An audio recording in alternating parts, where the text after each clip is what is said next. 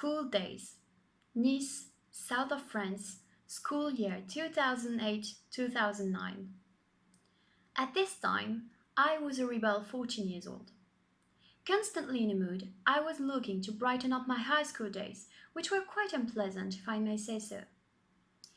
I have never been the kind of girl who makes 20 friends on the first day of school, and I certainly have never been the one who arouses other kids' admiration. My classmates could always see me drawing, seated in a corner of the schoolyard, quietly waiting for time to pass. Each day was getting me closer and closer from the year I would have the right to eventually quit school and become a rock star. But this year in particular, things were about to change. A few months earlier, I had met Diana, a dark and tormented teenager who was a bit older than me because she was repeating a year. At the moment, I wondered why. She looked brilliant. Diana was blonde, like me, a quite impressive 5 feet 2, wore an excessive amount of makeup, dressed like she was expected at a funeral at all times, and hated everybody. We were a perfect match. Our friendship began a day we noticed that we were as bored as each other and needed to entertain ourselves to avoid drowning in a maelstrom of despair. "Would you like to become my best friend?" she suddenly asked on a Thursday afternoon. I said yes, without a shadow of a doubt. She was the one partner in crime that I had been waiting for. We set up a list of amusing things to do at school and outside of it. I must admit that the list was rather a succession of foolish challenges than anything else. We first began to mess around in class with paper planes, filled with insults directed at each other, in good fun. The planes were very well done. They had an amazing shape, perfect wings, obviously not better than a new Boeing 777. However, they seemed to give satisfaction. But to our great surprise, they failed to follow the flight path and landed right on the math teacher's desk. At that moment, our classmates started to laugh and cheer. The teacher was furious, and not a single person in the world could blame her for that. She expelled us from the classroom while we were making an attempt at explaining ourselves. Once we were out, we couldn't stop laughing. The experience only reinforced our will to act like clowns every now and then. From there on, Diana encouraged me to try and make our English teacher laugh. This wasn't an easy task. Mrs. Morris was quite severe and didn't seem to have a good sense of humor. I had poor grade in English, as I wasn't able to memorize anything, but I still managed to engage in a hilarious conversation with her. She was blaming me because, according to her, I was collecting Fs. I answered, "Well, this is true. Would you like me better to collect stamps like old people?" Apparently, she was old, was collecting stamps, and didn't appreciate the joke. She wasn't laughing and expelled me. When I met with Diana in the corridor for the next course, I mumbled, "This is the last time I'm doing this alone, I'm warning you." She said, "Okay, bring your skateboard at school tomorrow." The day after, I brought Hannah at school, Hannah being my skateboard's nickname, wondering what could possibly happen.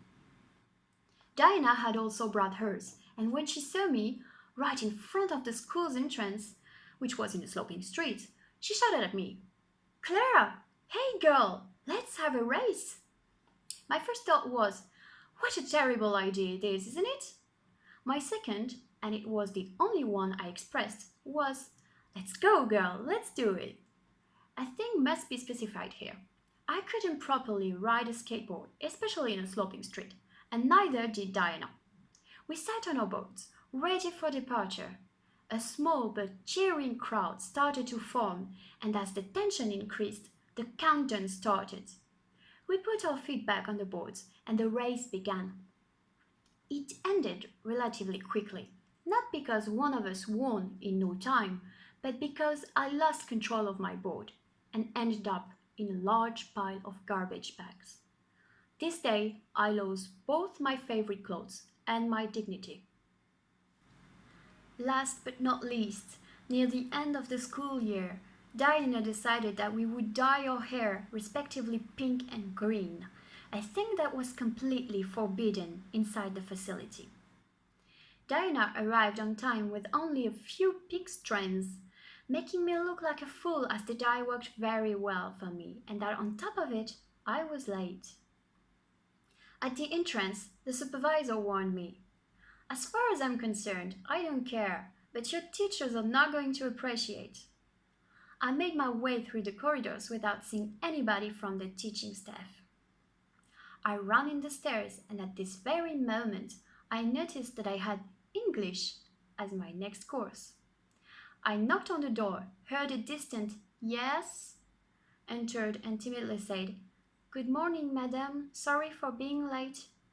She seemed annoyed and said, "You may enter, but first you have to go to the school life office to fill a late ticket." As I was closing the door, I heard the teacher saying, "And please take off your wig before coming in next time." I was embarrassed. How could I take off my own hair? I went downstairs, and because I was and still am a very unlucky person, I walked into the assistant principal. He was enraged to discover my quirky appearance. He screamed at me and gave me a choice. Either I would try to clean up this mess in the school washroom, which would mean that everyone could watch and make fun of me, or I would be evicted from the school. Once I had chosen the smartest option, in my mind, I was left in front of the doors of high school, alone with my green hair and my huge Tokyo Hotel sweatshirt. I became famous for that. The next year, most of the teachers had heard about Diana and I jokes, but especially about my green hair experiments. No one in school would let me forget this story until I left just before my 16th birthday, looking for a brilliant career as a rock band guitarist. Obviously, I failed. Thank you.